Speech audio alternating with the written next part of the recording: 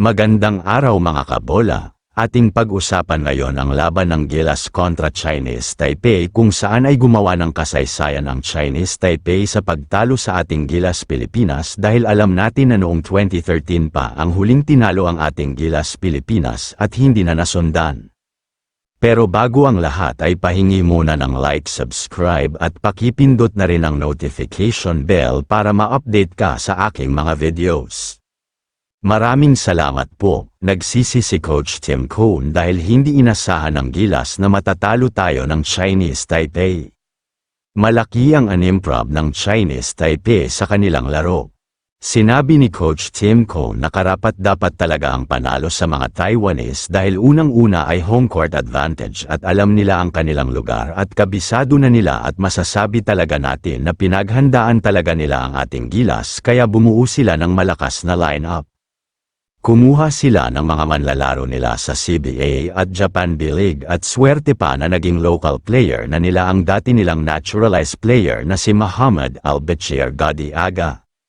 Nagpalit din sila ng bagong import na si Brandon Hilbeck at bagong coach na si Gianluca Tucci. Sa naging laro nila ay lumaban naman ang ating Gilas sa pangunguna ng ating naturalized player na si Noipy Justin Brownlee kung saan umiskor siya ng 39.6 rebounds at 8 assists. Palitan ang score nila sa unang yugto at pangalawa. Lumamang ang Chinese Taipei noong ikatlong yugto ng hanggang 12 points pero nahabol pa rin ang ating Gilas sa fourth quarter kung saan ay lumamang pa ng 1 puntos ang ating Gilas. Pero sadyang maganda talaga ang pinakita ng Chinese Taipei. Mga shooter ang kumakamada sa kanila. Nagkaroon sila ng 15 3 points samantalang ang ating Gilas ay 10 3 points lamang. Pumapasok ang mga 3 points at perimeter shot nila. Kumbaga ay kumpiyansa sila at walang halong kaba. Di tulad noong laro nila dati dito sa ating bansa kung saan ay tinambakan lang ng ating Gilas sa score na 106-53. Maganda rin ang naging depensa nila sa pangunguna ng kanilang naturalized player. Puro shot block ang inabot ng ating mga Gilas sa ilalim at marami naging turnover kaya natambakan sila. Maraming nanghihinayang dahil wala ang ating pambato na si Kai Sotto. Alam naman natin na napakalaki ng naitutulong sa ating Gilas. Siya ang rim protector, shot blocker at scorer. Di sana mananalo ang Chinese Taipei kung nakapaglaro sana si Kai Sotto. Kagagaling kasi sa ACL injury at kasalukuyang nagpapagaling.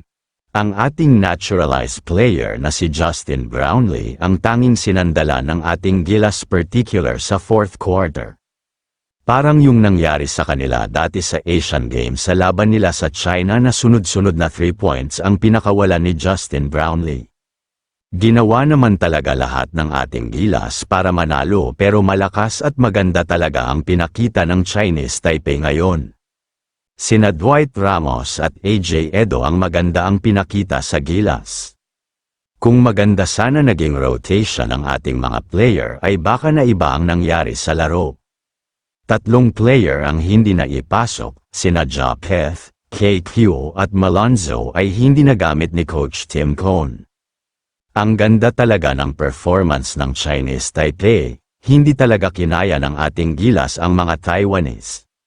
Grabe talaga ang ginawa nilang training at meron pang naghihintay na reward sa kanilang bansa at galing sa China sa pagkapanalo nila sa ating Gilas.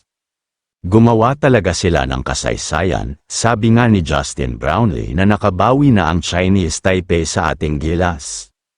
Binabati niya ang mga Chinese Taipei sa kanilang pagkapanalo. Samantala, tinalo naman ng New Zealand ang Hong Kong sa score na 92-51. Pareho na ng standing na 4-1 ang magkaribal na Gilas at New Zealand. Sabi nga ng mga Tall Blacks ay handang-handa na sila para harapin ang Gilas Pilipinas.